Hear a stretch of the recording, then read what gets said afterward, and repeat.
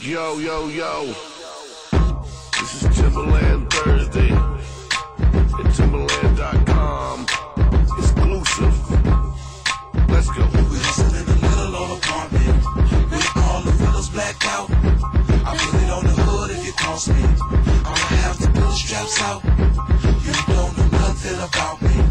You just be running your mouth. Steady telling hoes when you see me. You gonna take me out.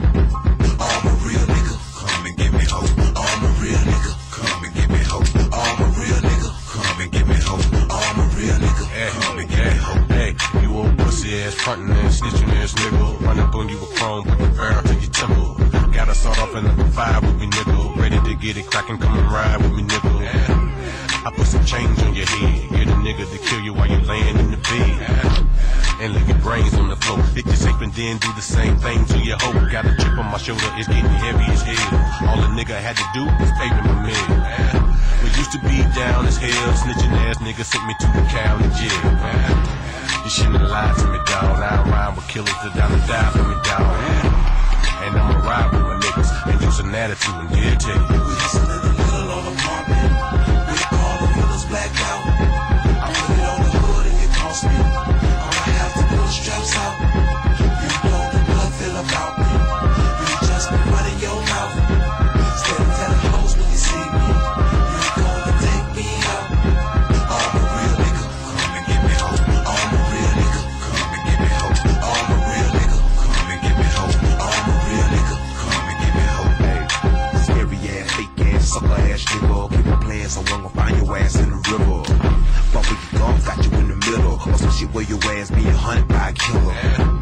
Yeah, we know where you stay. I'ma catch up for cash slipping one of these days. I'ma let loose with one of these cages. Your mama or your baby mama ain't safe. I did some shopping around and found a couple grenades. Now I'm looking for your regular ass Escalade. I wish I would've knew back in the days that you was a bitch ass nigga with whole ass ways. You shouldn't have hated on me, dawg. Fuck all that talking and shit you can say to me, dawg. I keep it simple as that. You looking for me on the hill is where you find me, yeah.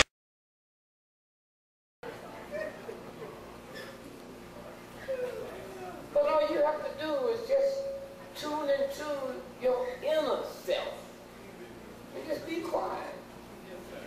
Stop hating. You know, there's all kinds of Bibles out here, but all of them say the same thing. Love.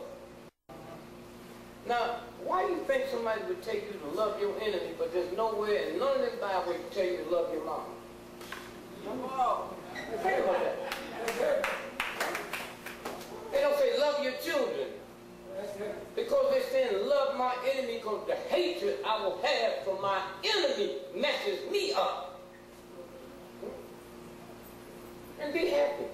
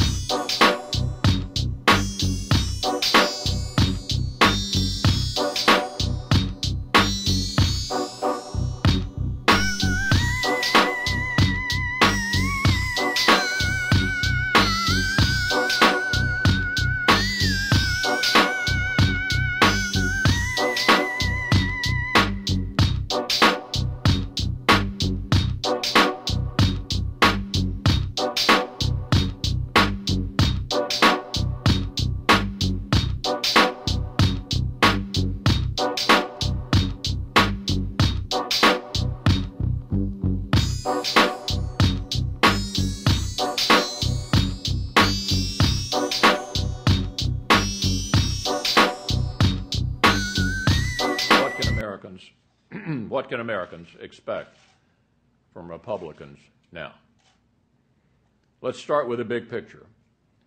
Over the past week, some have said it was indelicate of me to suggest that our top political priority over the next 2 years should be to deny President Obama a second term. But the fact is, if our primary legislative goals are to repeal and replace the health spending bill, to end the bailouts, cut spending, and shrink the size and scope of government, the only way to do all of those things is to put someone in the White House who won't veto any of these things. So I really have to apologize to white folks because until Obama got in, I was really stupid enough to believe that all black folks look alike to white folks. Until Obama got in. And I ain't had not one white person walk up to me and say, "Excuse me, Mr. President." Not all cultures are equal. Not all values are equal.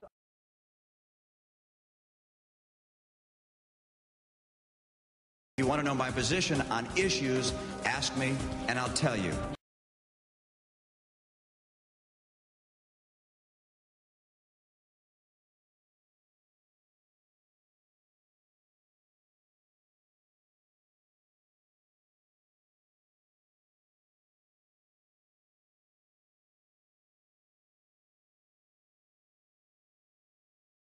To know my position on issues, ask me and I'll tell you. What about Mitt Romney? Ask me and I'll tell you. No apology from Governor Romney. I'm shocked that Governor Romney doubled down. A severe miscalculation. Craven attack on the president. A statement which is akin to apology. He didn't wait long enough to get the facts. What this shows is a certain amount of desperation. A tendency to shoot first, name later.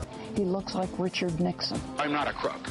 I've earned everything I've got. If you want to know my position on issues, ask me and I'll tell you.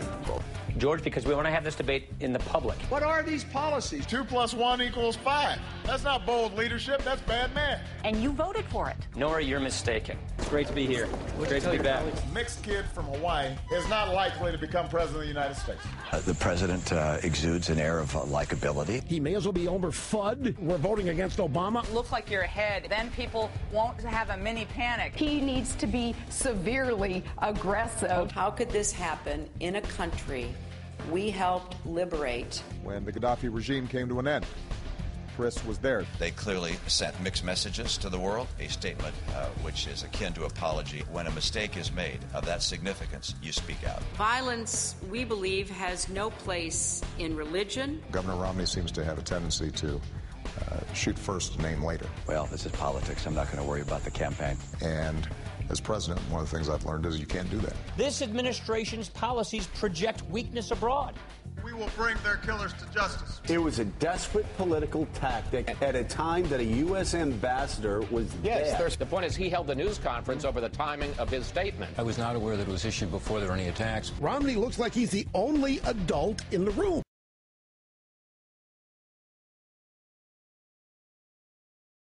How embarrassing and weak. These optics suck, White House. The State Department, in fact, had credible information 48 hours before. That report is absolutely wrong. How is it that Sean Hannity and a few others of us out here predicted? So you were wrong about Libya. I don't think I was wrong about Libya at all. Yes, I do. I know you were. No. I would offer a moment of silence, but one gentleman doesn't want to be silent. Do you think it was irresponsible? I'll let the American people judge that.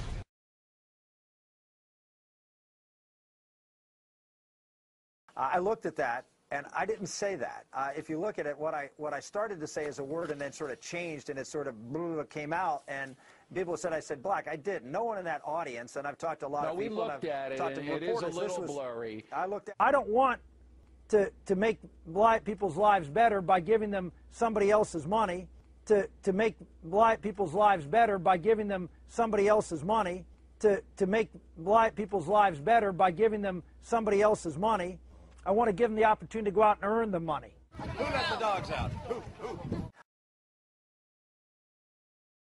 That's what people want to get back to, because they realize that our government is taking away their freedom. But that's not what you said. You said that the Founding Fathers worked tirelessly to end slavery. Obama is the best food stamp president in American history. I'll go to their convention and talk about why the African American community should demand paychecks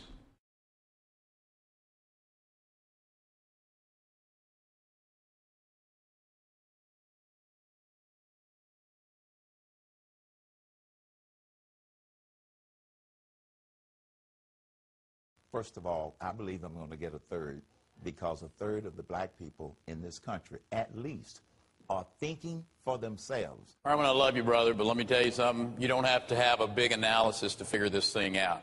Go to New Hampshire where they don't have a sales tax, and you're fixing to give them one. They're not interested in 999. What they're interested in is flatter and fair.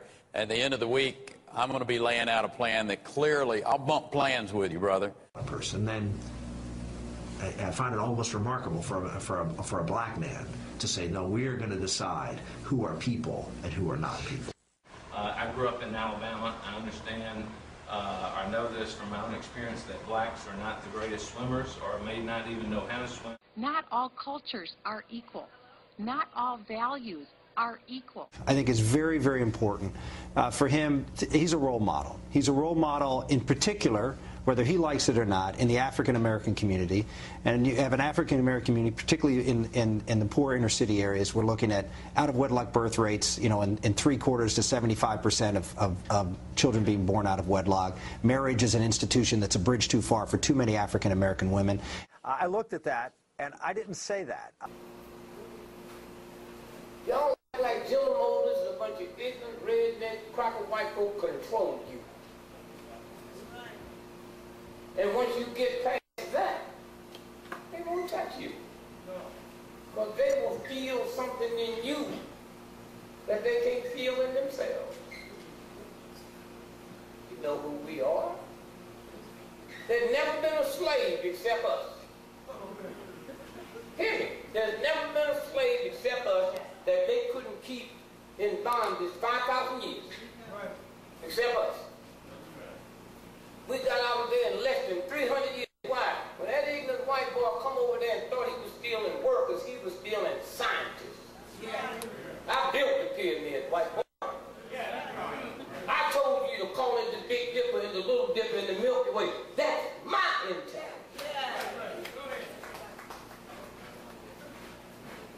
And then they put your children in school and want to tell you they're stupid. And you buy into that.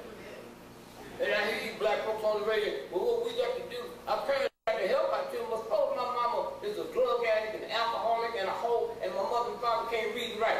She can't help me. So once y'all stop taking the cheap way out. The cheap way out. They in your neighborhood, and them niggas standing there. They didn't come from Mars. They're not the mafia Italian that brought it here. Them niggas came out your belly. They had little bitty feet, celebrated their birthday with chocolate cake and Christmas. And now them thug niggas and grew up coming out your belly, standing on the corner, terrorizing you. While you send them thug punk nigga men overseas to protect foreigners so they can walk down the corner peaceful, but you don't have that. You out your mind. Somewhere.